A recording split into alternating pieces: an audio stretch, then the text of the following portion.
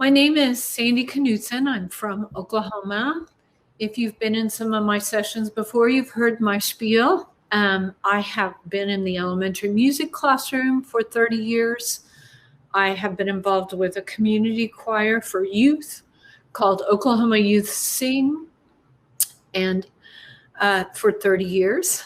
And I've also taught in the Kodai certification program, teaching solfege, conducting, and choir at the University of Oklahoma for 30 years. So I have a lot of experience to share. My goal is for you to stand on my shoulders. I want you to outrun me. I'm very generous with sharing what I have learned, and I hope that you have something that you can take away from today.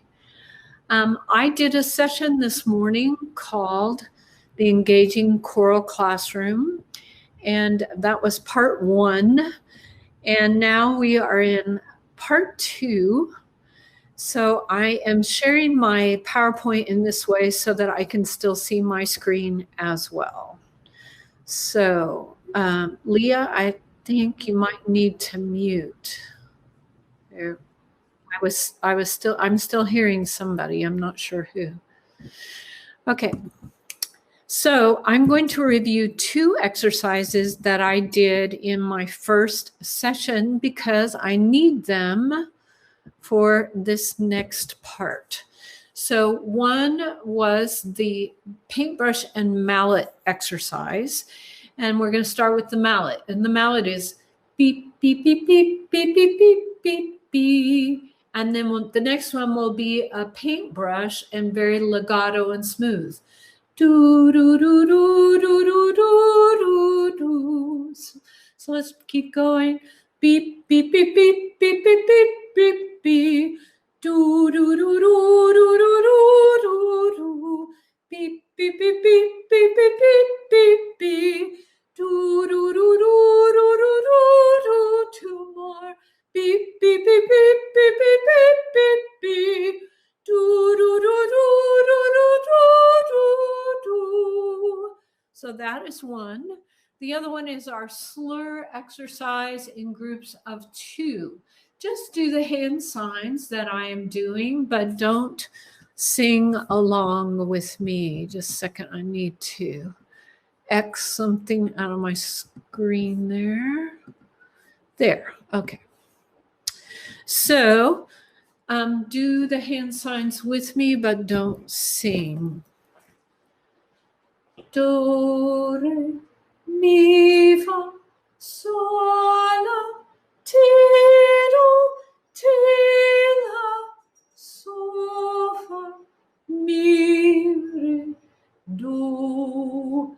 So the hand signed notes are stronger than the ones that I'm not signing.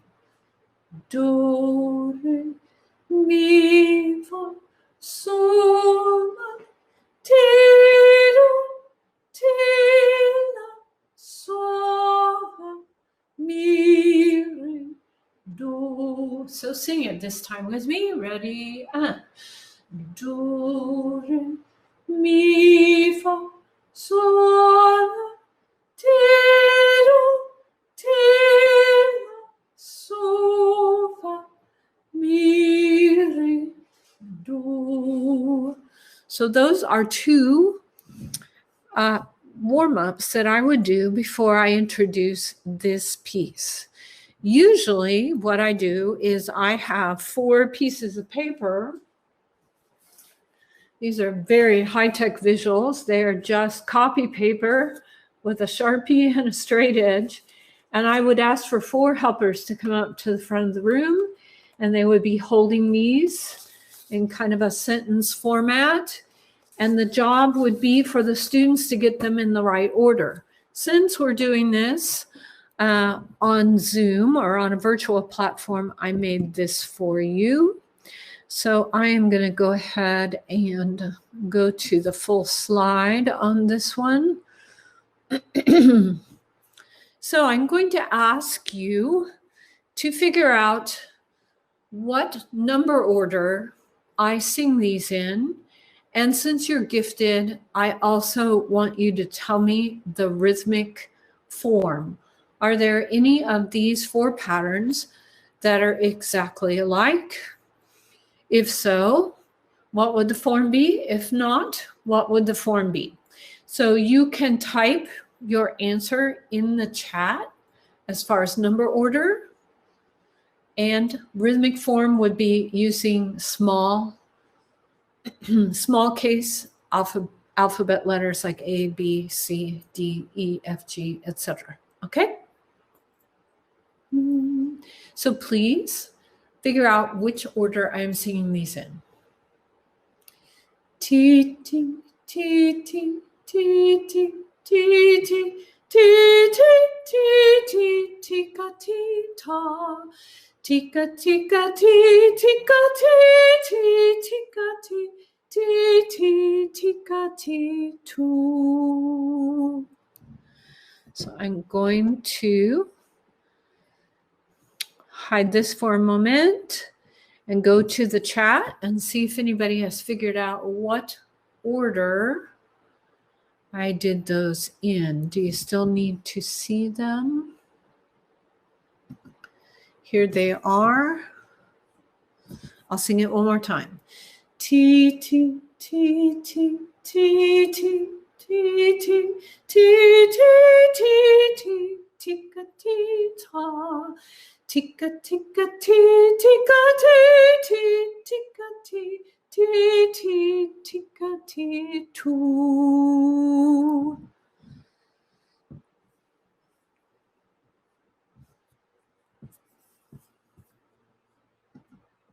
Whoops, didn't mean to do that.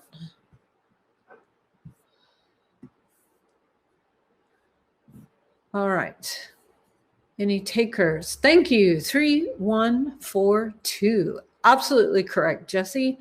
And what about the rhythmic form? Were any of them the same? They were not. So we would have A, B, C, D. So thank you. Marvella's got it. Jesse's got it. And everybody say the rhythmic form with me. A, B, C, D. So we would sing that together, but for now, since you're gifted, we're gonna go in fast motion here. So we're going to go from this one. And again, I would have 4 pieces of paper and 4 helpers that would help me get these in the right order, but I've put it this way for you. Do, do, re, re, mi, fa, fa, so, do, la, fa, mi, fa, so, re. Do, re, mi, fa, so, la, ti, do, so, la, so, fa, so, mi, fa, mi, re, do. Here it is one more time for you to get number order and melodic form. Do, do, re, re, mi, fa, fa, so, do, la, fa, mi, fa, so, re. Do, re, mi, fa, so, la, ti, do, so, la, so, fa, so, mi, fa, mi, re, do. All right. So go ahead and type it in the chat.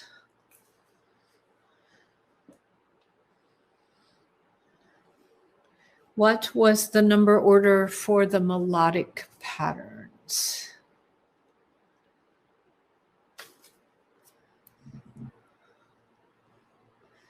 Do, do, re, re, mi, fa, fa.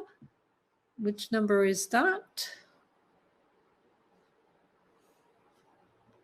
It was 3, 2, 4, 1, A, B, C, D again. Jesse, you're right on it. Thank you very much. So again, we would sing them in the correct order. So the other thing that I want you to notice is I am doing some articulation things. Let's go back to rhythm for a second. if we look at this, every time we're doing TT, it's like a paintbrush. Every time we're doing Tikka Titi or Tikka Titi, it's like a mallet. So if we were going to go in the order that these happened, it's 3, 1, 4, 2. So we're doing 3 with our paintbrush.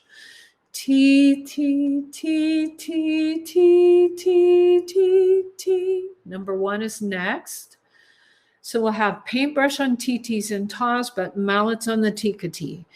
T, T, T, T, Tikka Titi, ta. Then we go to 4, lots of mallets. Tikka, Tikka Titi, Tikka Titi, Tikka Titi. And number 2, T, T, Tikka Titi, 2. So I am connecting articulation to rhythm and to paintbrushes and mallets. Same thing when I go to the solfege, I really want to have that slur feeling. Do, do, re, re, mi, fa, fa, so, do, la, fa, mi, fa, so, re. Do, re, mi, fa, so, la, ti, do, so, la, so, fa, so, mi, fa, mi, re, do. So these little Tikka Titis are almost like playful little la, so, fa, mi, re. So we have that feeling, mi, fa, so, re, very playful. So in your handout, which the handouts are at the top of the chat, but I have put this one in here for you. This is the canon that I am working from.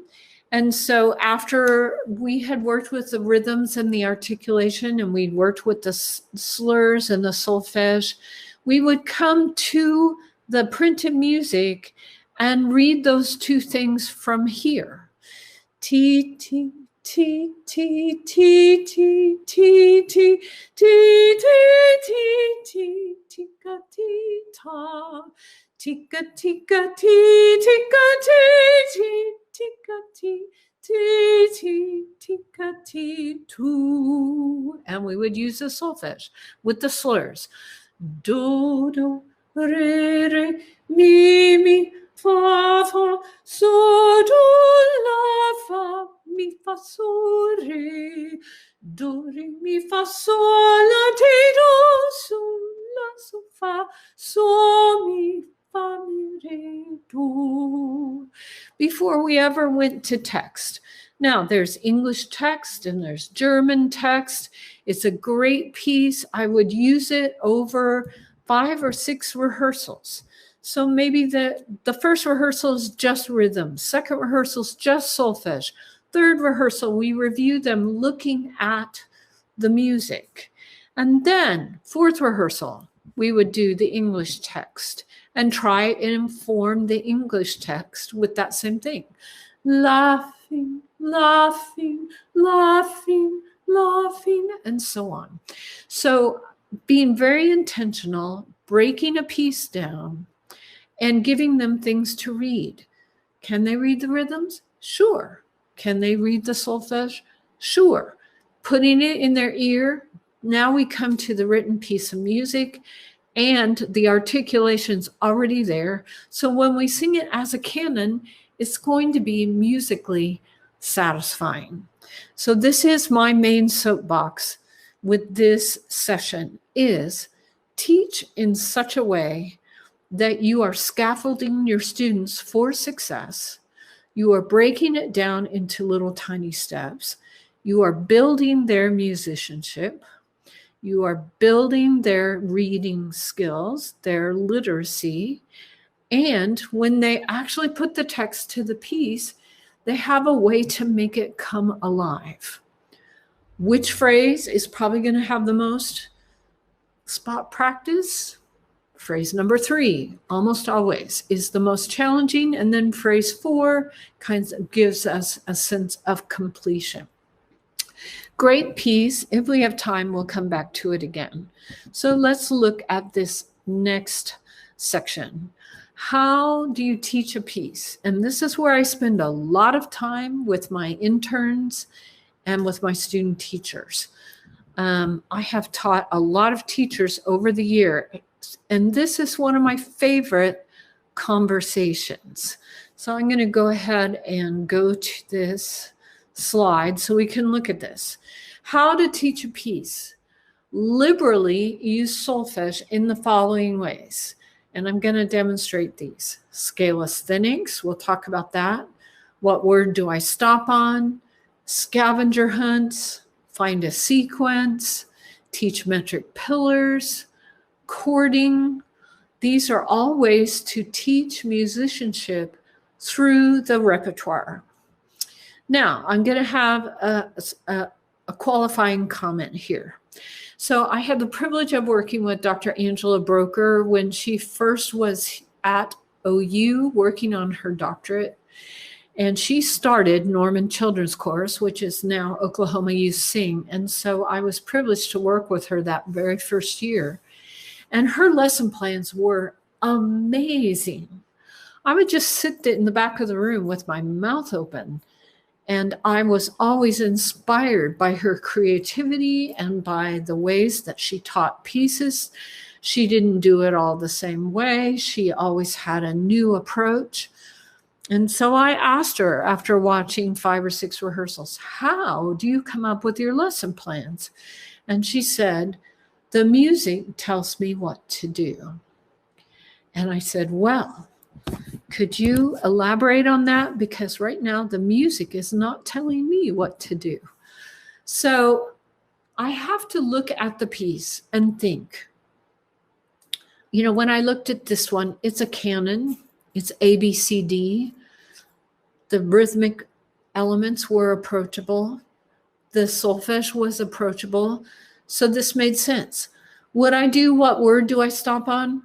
No, because the first text that's there is German, and I don't expect them to know what German word I stopped on. Could I have used chords? I could have, because canons and partner songs have a continuous chordal progression that happens underneath it. And I did this in my very, very first session, but we were using chords. One part is so, la, so. And one part is mi, fa, mi. So let's sing the first two again. So, la, so. Second one, mi, fa, mi. Do, ti, do. If you put them together, you're going to hear this.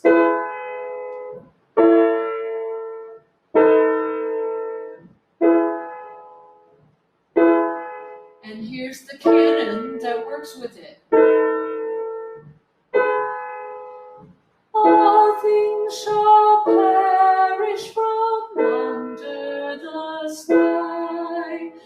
Music alone shall live. Music alone shall live. Music alone shall live. Never to die. So, could I teach that song with chording? Yes. Could I use a sequence? Sure. So, fa, so, la, fa, mi, fa, so. And so on. I could do it here. I could do the sequence. Another way to teach is to use scale-asthenics.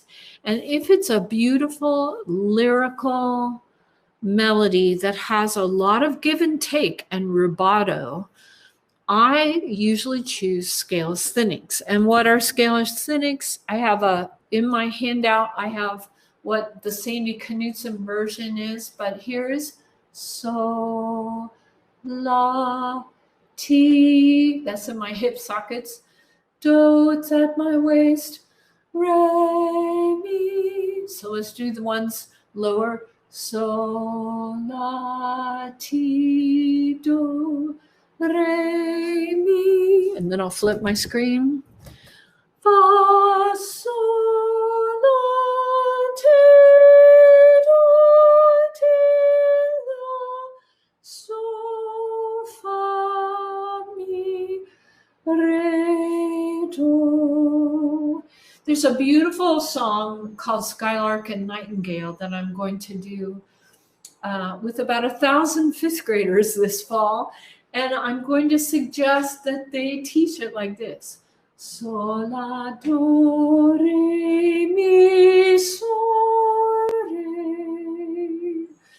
Do, re, mi, re, do, la, so. Do, re, mi, sol, la, so. Mi, re, do, mi, re, do. It's such a beautiful phrase. It's such a disjunct melody.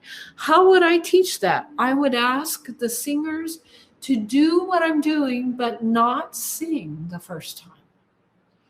Second time, I'm going to give them some questions to answer. What's the highest note I sang? What's the lowest note I sang? And then finally, the third time, I would invite them to sing along with me. So the whole point is, can you get at least 2, maybe 3 good listenings in before they actually sing? I have a song called Winds of Peace, which I'm going to talk about in the next session as well. But I teach it with a letter ladder because the first note, the metric accent, it's in 6/8. So the strong beats have this pattern.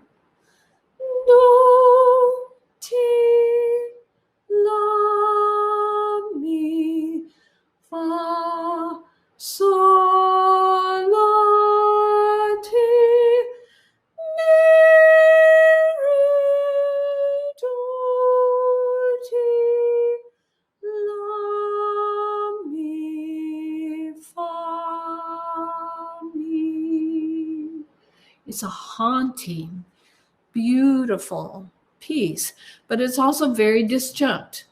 Winds of peace, do, ti, la, sol, la, mi, fa, sol, la, ti, do, ti, mi, re, do, ti, la, mi, fa, sol, re, mi. So it's taught very beautifully with those pillars. And we don't get to the disjunct melody till maybe the second lesson. Another way to do it is teach a sequence. There's a piece called Dormie, Dormie that I love. Mi, fa, re, mi, do, re, ti, do. And if I'm going to teach them about sequence, this is a great piece. Mi, fa, we go up, and then we go down a third. Re, mi, go down a third. Do, re, go down a third. Ti, do. It's a pattern. And the refrain goes, mi, fa, sol, la, re, mi, fa, sol, do, re, mi, fa, ti, do, re, do. Fa, la, la, la, la, la, fa, la, la, la, la, la, fa, la, la, la, la, la, fa, la, la, la.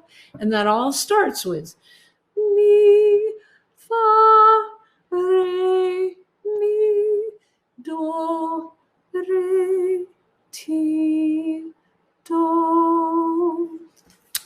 What do I do with, what word do I stop on? Usually I have the octavo in front of them, but right now I'm just going to have you take a familiar song.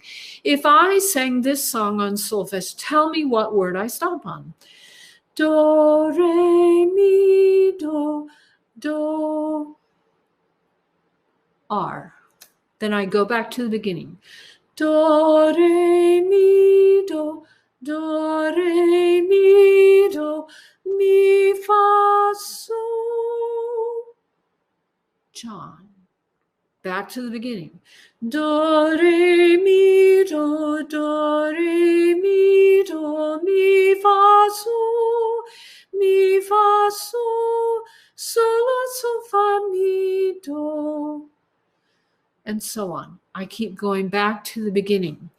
What does that help? If they have the music in front of them, they are tracking. They are learning to read an octavo left to right. Young choristers, when you put an octavo in their hand, there's like, my music's broken, Miss K. It's falling apart. Or they have it upside down, or they're having a, if you say find measure 5, they have no idea. There's a way to teach them to find something. So if I taught them in Dormie, this little part, fa la la la la la, fa la la la la la, fa la la la la la, fa la la la. I teach them something by rote or with special visuals outside the octavo. Then I have what's called the scavenger hunt. Open your music. Can you find what measure that happens? And they're going to find the measure number where that happens. Okay, everybody got it? Run around, point. You've got it, you've got it, you've got it. Okay, let's sing it right there. Okay, can somebody find it? Another place because it's part of the refrain. Oh, I found that it's in measure 35 or whatever. Okay, let's go to 35. Let's sing the refrain. In other words, teach something. Part of the refrain. If it's an ABA piece, teach the A or teach the B. And then go to the music and find it. Go on a scavenger hunt and find it. My whole point in this is let the music tell you what to do. Study the music so well that you can think of one of these ways to introduce the piece. My favorite rehearsal of the entire semester is the first one, because my goal is, number one, for them to fall in love with every single one of the pieces I have planned for that semester. Number two, I want them to say, is choir over already? I wanted more. Always leave them wanting more. So if you're teaching an anthem for Christmas and an anthem for Thanksgiving and an anthem for October and an anthem for September, why not introduce little bits of each of them in that very first rehearsal? Give them a taste. And then think of creative ways to present each section or each new learning opportunity. It's a challenge that I assure you will be a lifelong challenge. For me, it has been. And so I am challenging you to think about this. Consider choosing 4 to 8 rhythmic patterns, print them on a colored sheet of paper and number them, just like I had. I had it on white, but you could put it on a colored sheet of paper. So in their folders, you could say, could you find your yellow sheet of paper? It has 4 patterns on it. I'm going to just say one of them. Can you find which one it is? Everybody hold up which one it was. Okay, that was number 3, or that was number 2. You can read them. The students can echo. Everybody can read it. You can call on students to read. And then you can immediately go to an octavo and go on a scavenger hunt and find those rhythmic patterns. Or consider choosing 4 to 8 melodic And again, print them on a colored sheet of paper, number them, play that unscrambling, which one am I doing?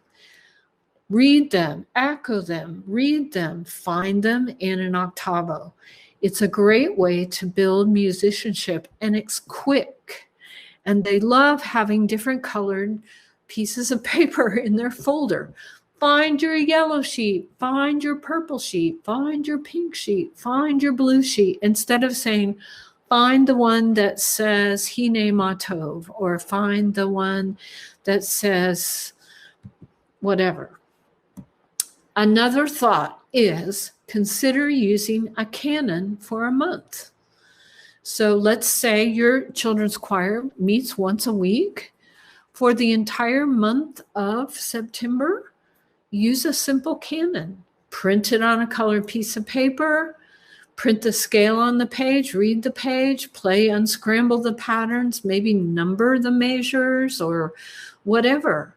When the puzzle is solved, sing the song on rhythm syllables or sing it on solfege and teach this canon. Again, you're doing a tiny bit of reading that immediately translates into singing and makes sense.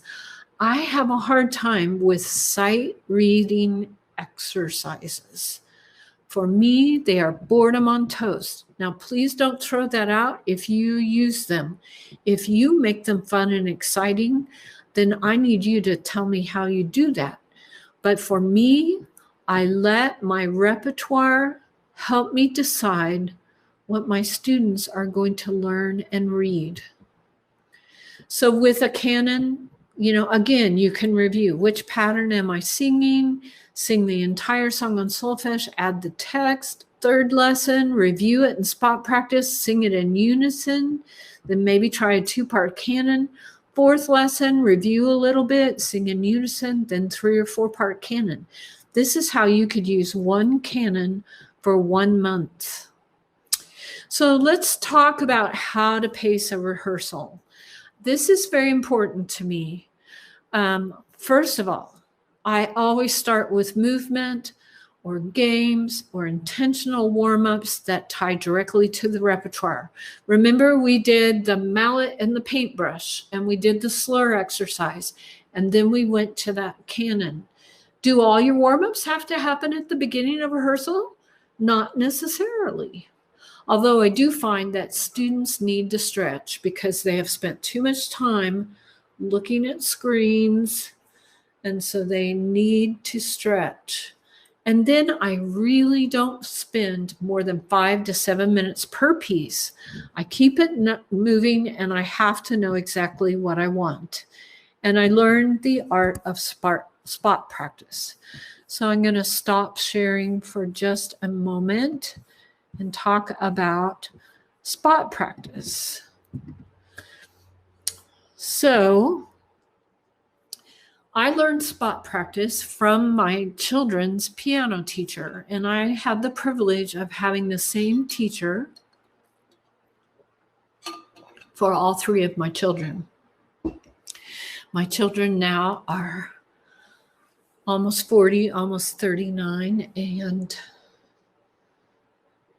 31. I have 2 grandchildren. It's the best. I'm a nana. So all 3 of my children took piano, and this teacher was fabulous. If they made a mistake in measure 24, she would let them play the entire piece, but she would say, let's go back to measure 24. Let's figure out how we need to fix it, whatever it is, chant the rhythm, say the note names, fix the fingering, whatever it is. Let's fix 24. Okay, now, would you play 23 and 24? Now, would you play 23, 24, and 25? Now, let's back it out to the phrase before. And she would work right there, and then they would put the piece away. And I just always thought that you had to go back to the beginning of the piece.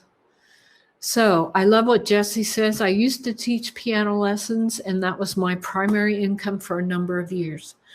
So anyway, I took notes when I went to watch their piano lessons because she was such a good teacher. She was such a good teacher, and she didn't waste any time. And I just felt like the pacing of her rehearsal was fantastic. So it doesn't matter whether you have a children's choir at church, whether you have an elementary music classroom, a middle school classroom, a high school classroom, a preschool classroom, a children's choir at church. It doesn't matter where you are. Orchestra. I went and watched one of my kids' orchestra rehearsals with one of the master teachers in our district. And I just came away with so many ideas because she was a great teacher. Watch good teachers. Steal ideas from them. I mean, that's where all my ideas come from, is from watching master teachers. So the thing is, if you're pacing well, if you know your music well, your kids are going to love rehearsal because you are not wasting their time. You are keeping them on the edge of their seats and challenging them and making them learn how to be musicians, making them responsible for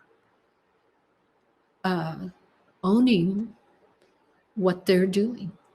It's not your responsibility as the conductor to make the music. You're just waving your arms, basically. But it's your responsibility to teach it so well that when you do wave your arms, they know what's supposed to happen. So, okay, I'm getting on my soapbox again.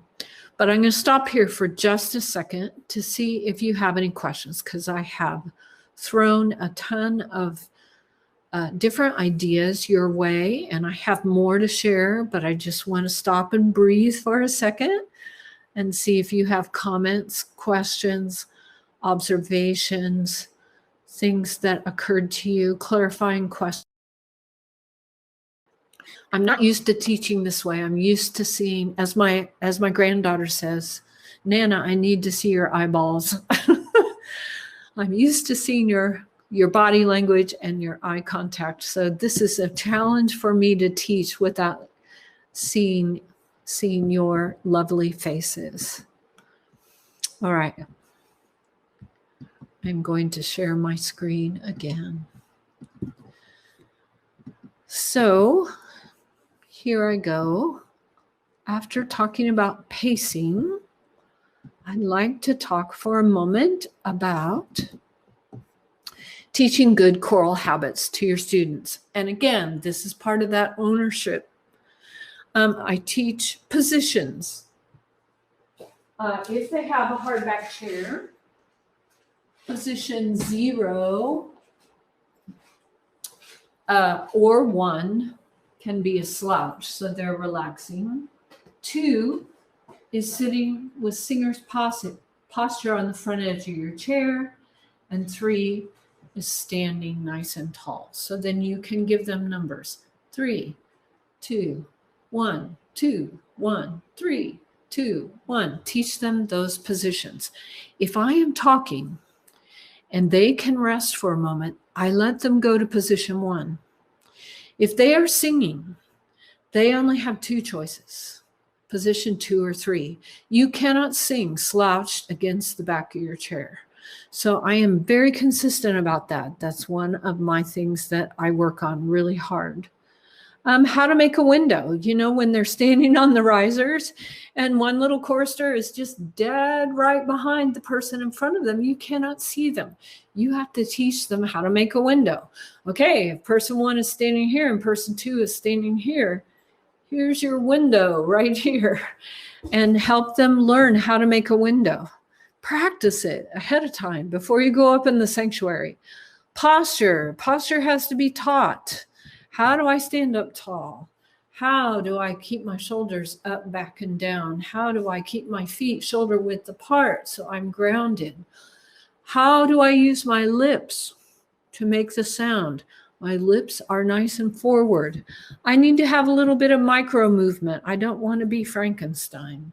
I want to sing with expression and have a little bit of movement. And then bright eyes are important. All those kinds of things. How to use their space. How to sing and fill up your space so that you don't want to have them crammed together on the risers so that they don't have any personal space. They need to have a little bit of personal space to sing well. So those are just a few of the things that are not musical, but I would say are extra musical skills that must be taught. Okay, let's talk about asking for help. Because when I was first teaching, I wore myself out because I thought I had to do all the work. But you know what? You shouldn't be doing all the work because the only way that you learn is to work. So if your students aren't working, they aren't learning. So you need to facilitate their work ethic and give them some buy-in. So sometimes I assign some routine jobs. I give out leadership roles. I have kids help me take attendance. I have kids help me pass out things. I have a list for setting up the room and taking it down. So if they get there early, I'll say, go look at the list and see if there's something you could do to help us. I give them memory and movement assignments. So as soon as I teach something, it's theirs for homework. Anything we've done today in rehearsal is homework. Think about it during the week. Go back through. We did measures 5 through 20 on this piece. I want you to think about it. I want you to hear it. I want you to listen to your rehearsal track that I made for you. I use true or false statements. You know, we're getting ready. We've just learned something about a piece, and I'll say, da-da-da-da-da, true or false.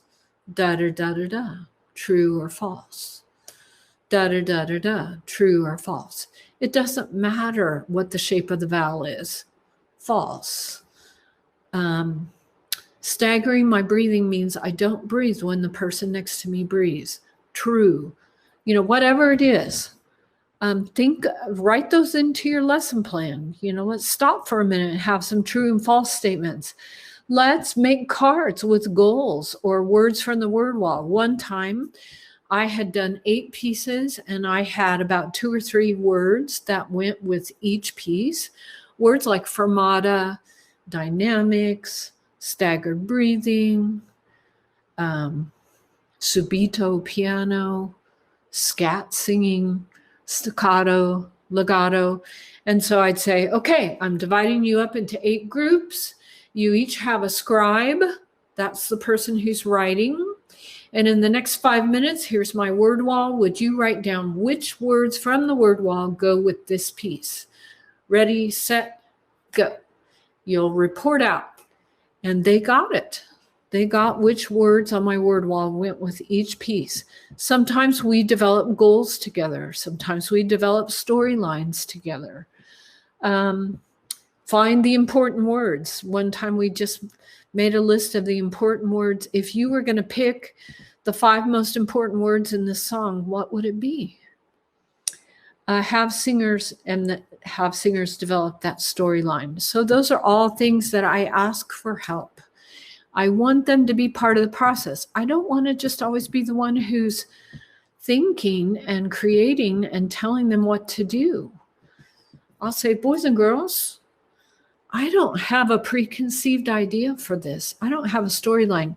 I asked my adult students this summer to help me with a storyline for No Time by Susan Brumfeld. It's about a 5-minute long piece, and it really needs to have a storyline. It's a camp meeting song. It's absolutely beautifully arranged. And one of my students raised her hand and she said, I think of all the different shades of blue in the sky during the day.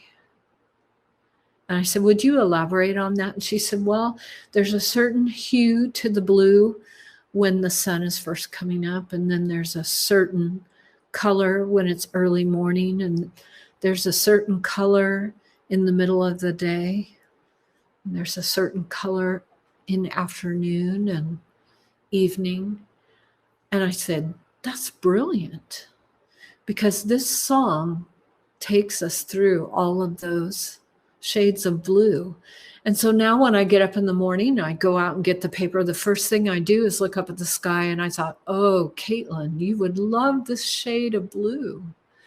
It changed the whole song for me to come up with that storyline.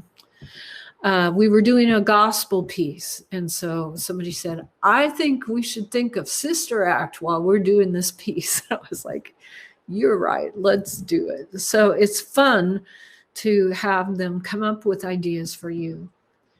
All right. And again, how does the music tell me what to do? Hang with me. I know it's late afternoon, and you've probably already sat through several virtual sessions. Let me look at this slide with you. This is a whole workshop in itself. I have done score study workshops where I've gone somewhere for 3 hours or all day. We have a packet of music. We study the scores. We figure out all these things. I can't begin to teach it to you right now, except that I can give you principles. And what I can tell you about score study is you have to begin with the end in mind.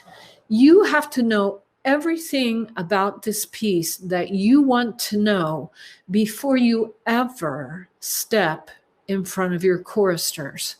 That's a tall order. Front load, front load, front load, front load.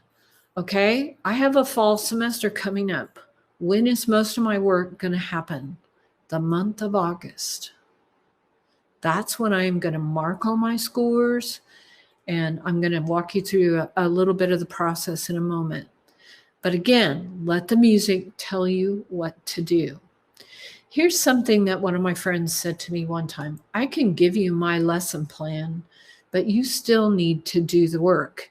In other words, if I have watched a master teacher do this piece and I think, oh my gosh, I want to program this piece because I loved what so-and-so did with it, I'm still going to have to do my own personal work. I have to know that music well. I have to do my homework. I have to know that piece inside and out. And I'm going to have to come up with the lesson plan that fits my students. Maybe this master teacher did it with an all-state group, and I don't have an all-state group at home. I have my regular group of kids. So how do I make this inspiring piece accessible to them? I have to do the work. Here's something that you've seen me do. Teach the articulation from the very beginning. If I want syllabic stress, if I want dynamics, if I want staccato and legato, I have to teach it from the very beginning. Those things are not taught well later on. They're taught from the very beginning. And plan an overview. What I do is I plan out, believe it or not, in the month of August, I plan out September, October, November, December. I plan an overview for the entire semester, beginning with the end in mind. Okay, if we're going to perform on December 12th, this is what's got to happen here, here, here, here, here.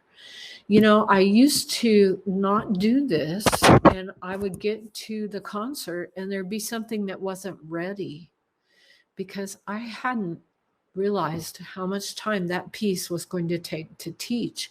And number two, I didn't know it as well as the others. And so when we were running out of time, I would decide to put that one aside. Oh, we'll get to it next week. Nope, nope, nope. Front load, front load, front load, front load.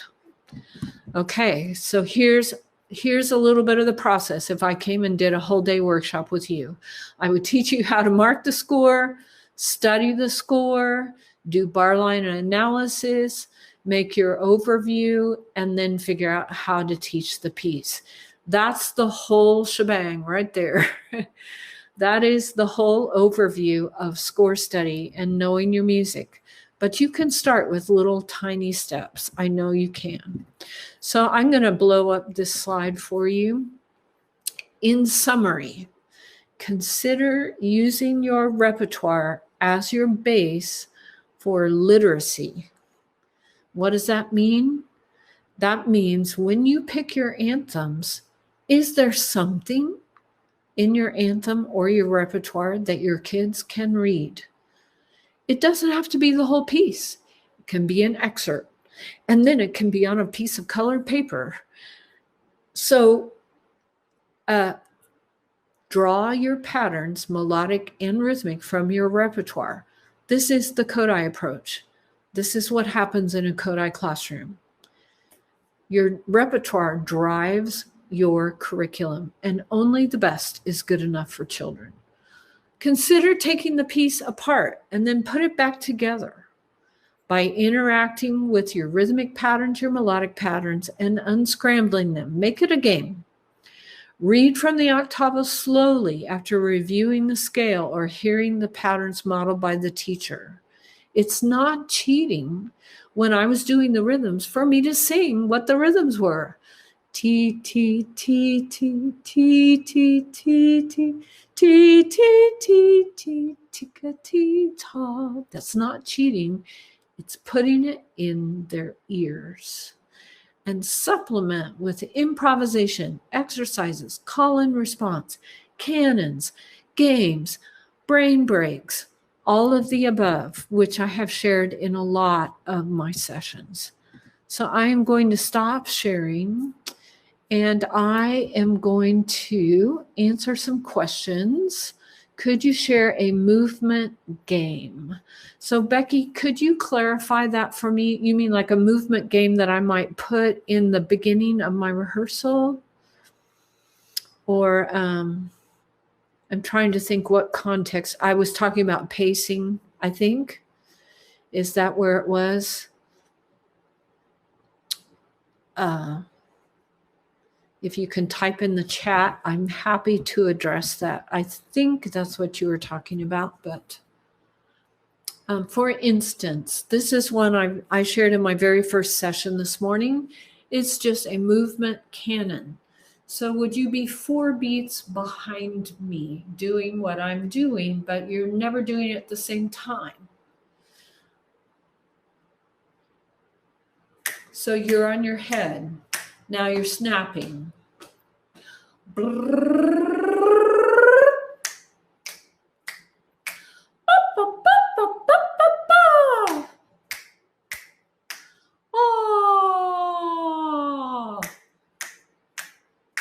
Ooh, ooh, ooh, ooh. And so on. It could be a movement canon, could be stretches. Sometimes I put on a piece of classical music and we stretch. Sometimes we do yoga, warrior pose, you know, all of those different things.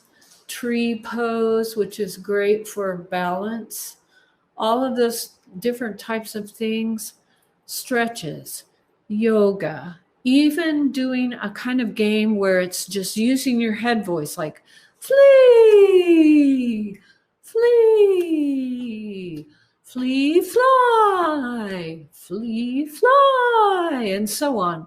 Just different kinds of things where they're moving, maybe they're stepping and echoing something, you know, getting them ready for praise his holy name or walk in Jerusalem. Getting their bodies warmed up, getting them moving. Does that answer your question, Miss Becky? Great to start your warm-up. You've got to do something because they've been sitting in front of screen all day or sitting in front of their little computer called their cell phone. So you have to get them up and moving, get those muscles stretching. Thank you for asking a question. It's just so exciting for me to have some interaction with you. I really appreciate it. So we have just a few more minutes. Any other questions that I can help you with? Just to remind you, again, the PDF handout that goes with this session is at the top of the chat. My contact information is there. I have addressed all of the things that are in that handout. Plus, you have a copy of a canon that you could use in your rehearsal. I did share this in one of my sessions, is I have kept a master copy of all the different kinds of colored sheets that I have used with my choir. So I can flip through it and go, oh yeah, I've already got that made. Or, ooh, I haven't used that for about 5 years. Let's pull that out again. So I have canons on different colored sheets of paper. And I have patterns or solfege patterns written out for us to read. Something to read outside the octavo, something to learn by rote. If I learn it with scalesthenics, if I learn it, I like to do something outside the octavo and then say, let's open our octavos and let's go find it. Ken Berg even had kids say, it's on page 2, system 1, measure 45. It was brilliant. I was like, you're amazing. So I tried it with my kids and they were like, yeah, page 4, system 1, measure 79. They'll do anything you ask them to do, and you are the teacher. So the sky is the limit. So thank you. I hope that you've had at least one takeaway for your choral situation. And thank you for your attention. Thank you for your participation. I really appreciate it.